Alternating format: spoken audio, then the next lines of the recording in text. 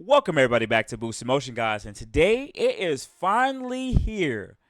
Yes, the Q50 has been in play since 2014, and finally there'll be some kind of transmission tuning going on it for the Q50 Q60 platform, or pretty much the 7 speed. So, guys, let's go. Let's jump into the video.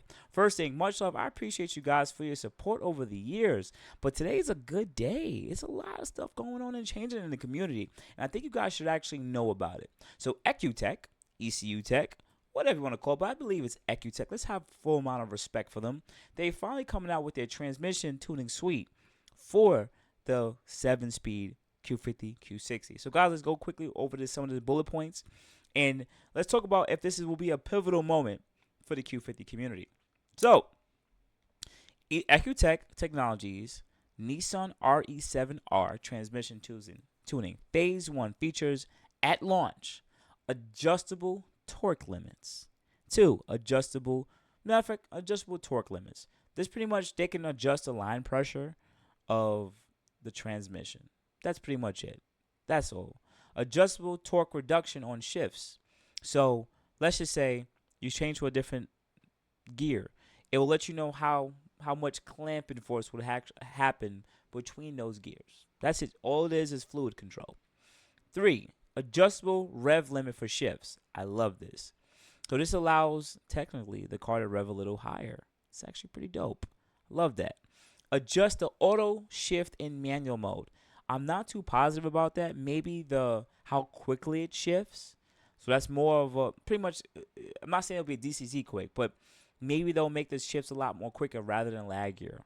And I think that's very important because when you change the gears on the 7 speed, they technically slip between each two, right? There is, with the proper amount of tuning, they can kind of like mitigate or do, I would say, a backdoor way of doing the torque tables, but this would actually should technically have quicker shifts. Clutch pressure control, target more pressure and amps. Pretty much what destroys transmission is the lack of clamping force and or fluid to actually increase the amount of line pressure.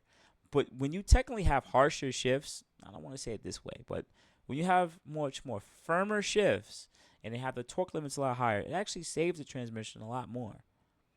Now, note, you won't be able to adjust line pressure as this is at the max for its OEM pump.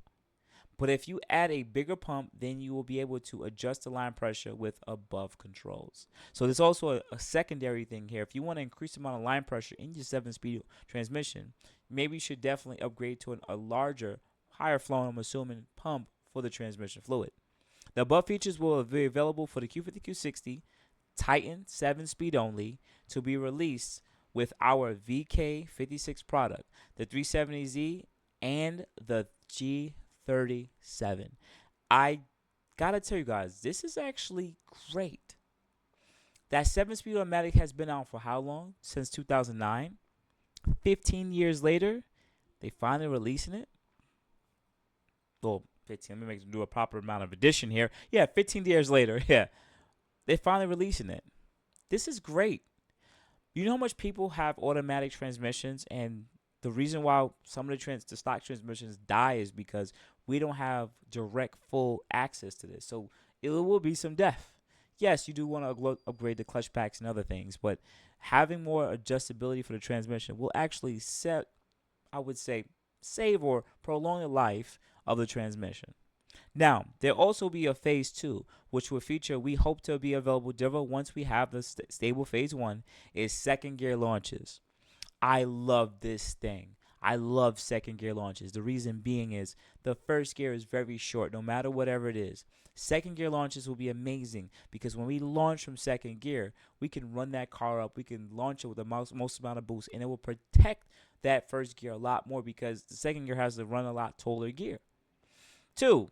Hold paddle rev match like a BMW. I like that. Shout out to EcuTech for doing it. They wouldn't say it if they wouldn't do it.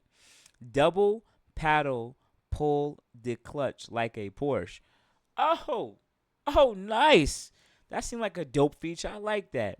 Trans brake. That's actually cool. So trans brake is pretty much when you can isolate the ABS system to just lock out the front wheels and do a burnout with the rear wheels.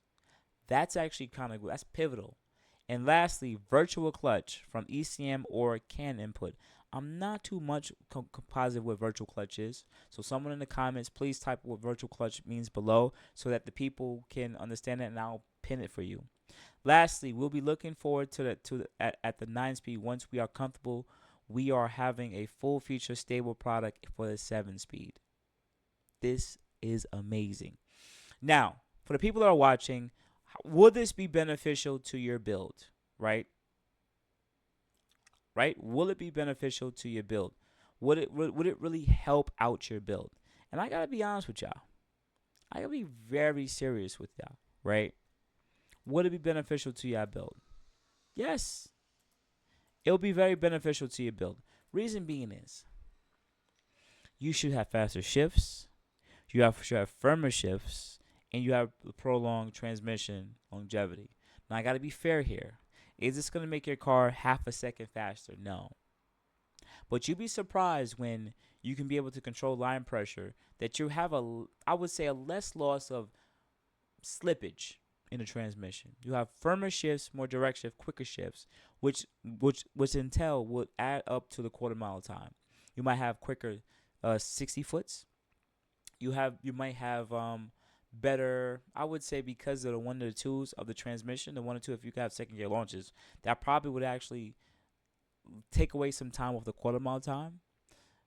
To be honest with you too, to be quickly honest with you, the higher revs could actually be pretty beneficial too, because depending on the turbos you have, you're pushing them to a higher power. They're going to a higher power, and when you do shift and you go to a lower RPM, they'll probably be more. And depending on where the RPM will fall into, it will be right in that zone of having the most amount of power, right back into the efficiency zone of the turbo. So this could actually be great for anyone with Zero Motorsports turbos, because you can spool those things up. All I need to see right now is a high stall torque converter, built transmission technically or whatever, or flex plate at least, and we can see where this transmission can really go. But I'll be honest with y'all, this transmission, we talk shit about it. It still takes 600 pounds of torque to the wheels. That's good still. Out of a 300 horsepower car, it's still taking a lot of torque from factory. They still built it really good. We just don't. It's just that we get mad that it doesn't take 1,000 pounds of torque, but it's doing really good for where it sits. Because think about it, BMW B58s, anything more than 550, 600 pounds of torque has to change. 650 pounds of torque have to change the transmission too. They have to do a transmission build. If you look at Mustang 10 speeds, they could take a beating, depending on how much torque, but they have to do a transmission build too at like 650, 700 pounds of torque. So is the 7-speed really that bad compared to other communities? I don't really think so. So I'm really happy with the Nissan Z is also included, and the G37, because this could actually add to their builds too, depending on if they want to do a turbo or supercharged build. And lastly, what I want to add here is the VK56.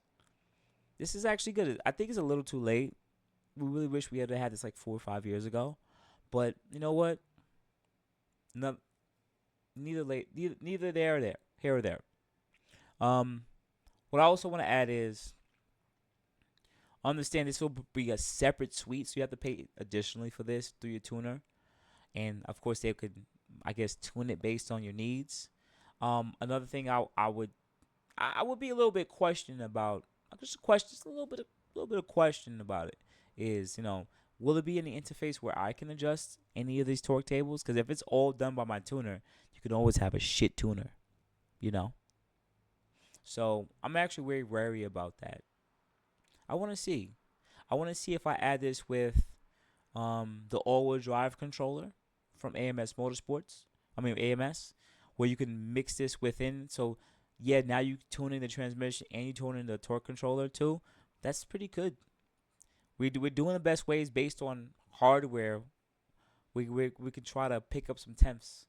I think usually with transmission tunes, I'm assuming, just looking at the platforms, you could gain between about 3/10 and a quarter mile, maybe 4 at the most, depending how your transmission shifts, but that's good.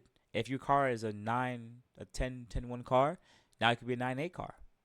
That's important. And you might be having a slightly more mile an hour because you extended the revs a little bit. So we gotta wait and see. Wait and see. I love this. So outside of that, guys, you have a good morning, good afternoon. I really appreciate you guys for support, man. Definitely much love. I appreciate you guys. So definitely watch for this, and let's wait and see what comes out. You guys have a good day. Thank you.